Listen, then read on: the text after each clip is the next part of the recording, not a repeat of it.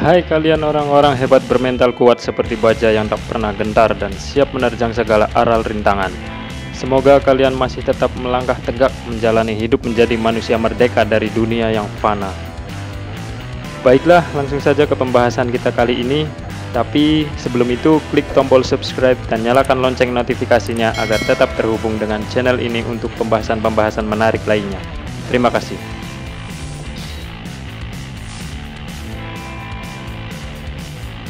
Crows X Wars, sebuah universe semesta cerita mahakarya mangaka Jepang Takahashi Hiroshi yang lebih berfokus kepada cerita para siswa berandalan SMA Suzuran dan SMA lain atau grup, geng, kelompok yang menjadi pesaingnya di kota fiktif Towarushi, Jepang.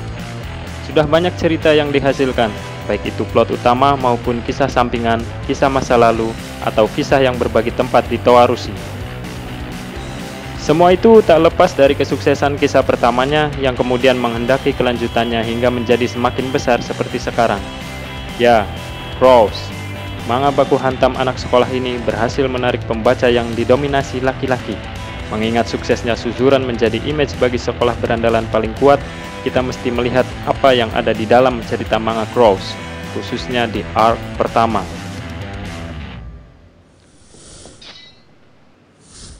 Seperti pada umumnya, kisah Crows dimulai dari pengenalan karakter utamanya, Harumichi Boya, seorang siswa yang baru pindah di kelas 2 Suzuran. Ciri khasnya adalah rambut pirang yang disisir ke belakang dan lebih sering memakai sukajan atau jaket khas Jepang.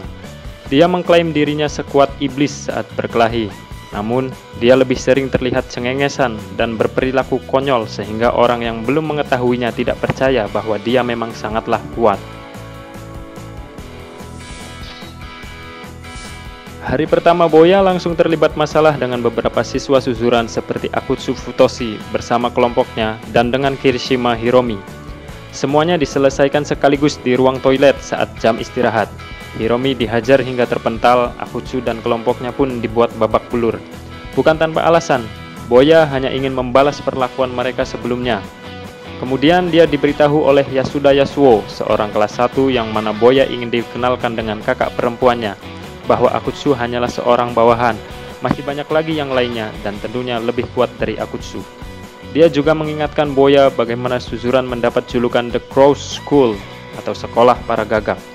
Boya mengetahui benar julukan itu dan berkata perkataan yang menjadi quotes yang melegenda di serial ini. Dia mengatakan, apa salahnya dengan para gagak? Dibandingkan dengan burung malang yang terkurung di kandang hingga lupa caranya untuk terbang, begini lebih baik. Tak masalah saya menjadi gagak.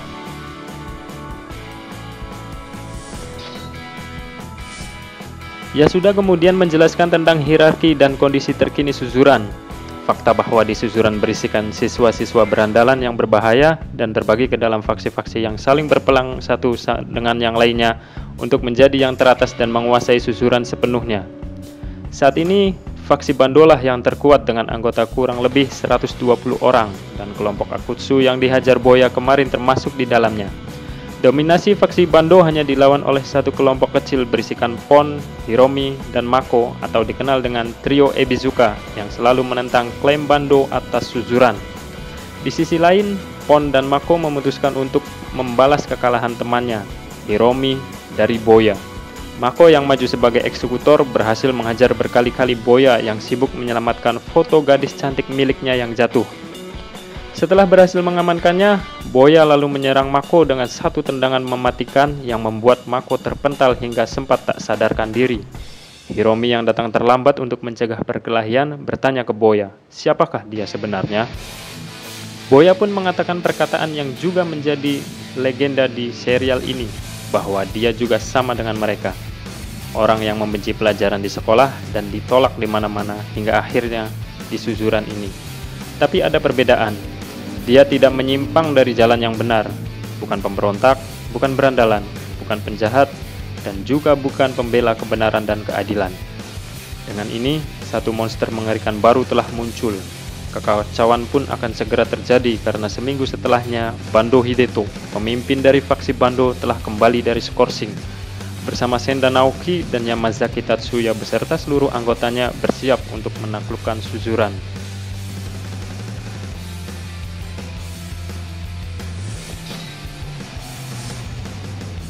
Trio Ebisuka yang mengetahui hal itu segera menanyakan kepada Yasuda tentang siapakah Boya sebenarnya, karena bisa jadi hanya dia yang bisa menyelamatkan Suzuran dari cengkraman faksi Bando.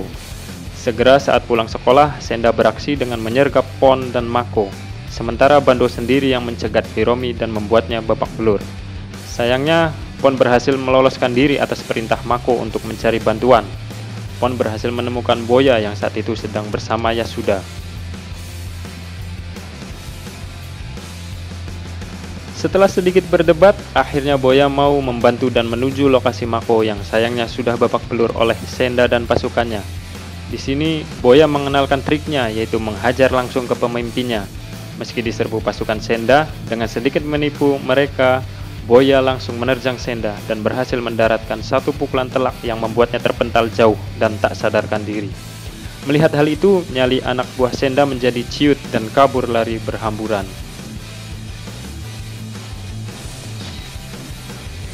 Mengetahui rencananya gagal meringkus trio Ebisuka sekaligus dan satu temannya yaitu Senda dikalahkan, Bando memerintahkan orang-orangnya untuk menjemput paksa Boya yang lagi-lagi tidak berhasil dan kembali dengan babak belur, dan menyampaikan pesan agar Bando datang sendiri menghadap Boya.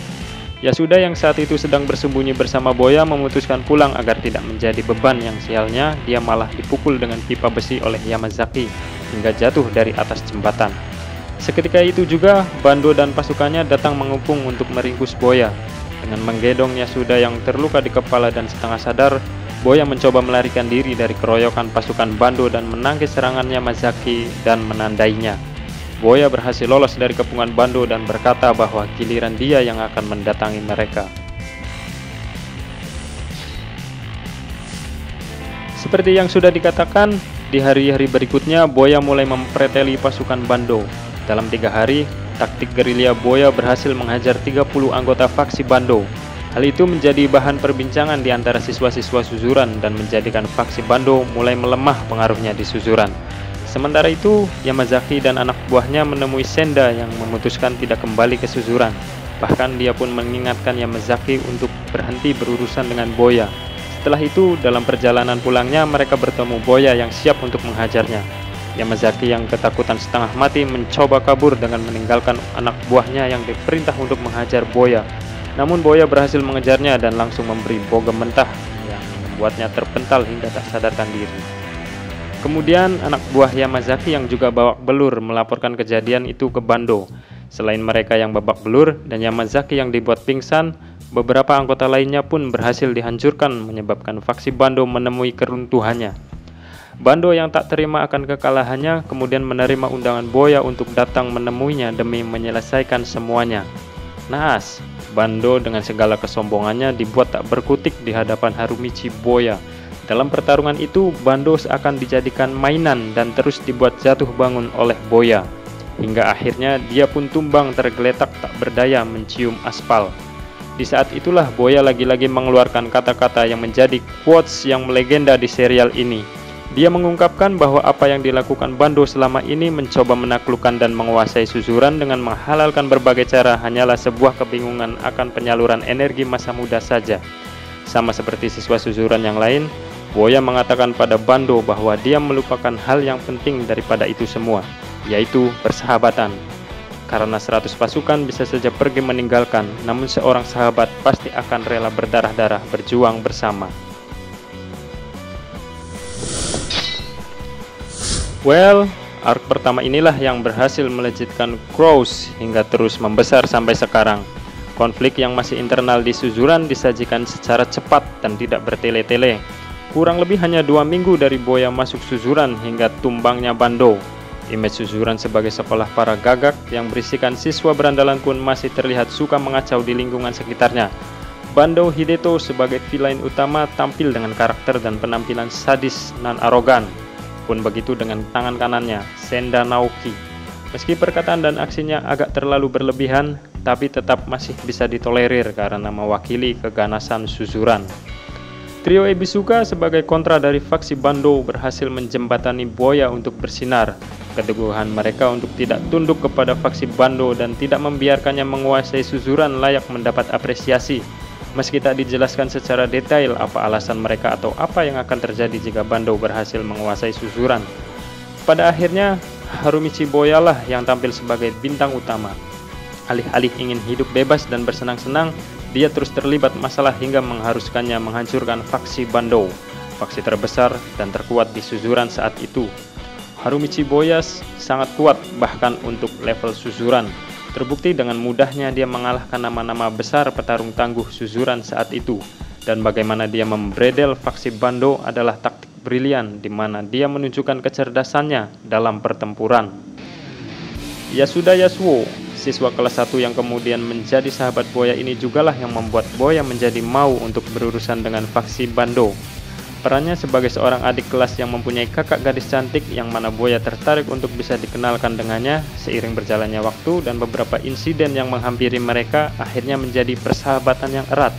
Terlepas dari penggambaran manganya yang masih sentuhan gaya klasik 90-an, ceritanya masih cukup oke untuk ditampilkan jika difilmkan secara live action.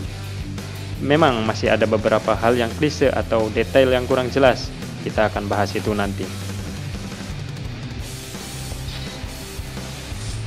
Baiklah, itu saja dulu pembahasan kita kali ini. Bagaimana menurut kalian? Tulis semuanya di kolom komentar, baik itu tanggapan, pertanyaan, atau ada pernyataan saya yang kurang atau mungkin salah. Atau apa saja yang ingin kalian sampaikan seperti saran untuk pembahasan selanjutnya atau yang lainnya.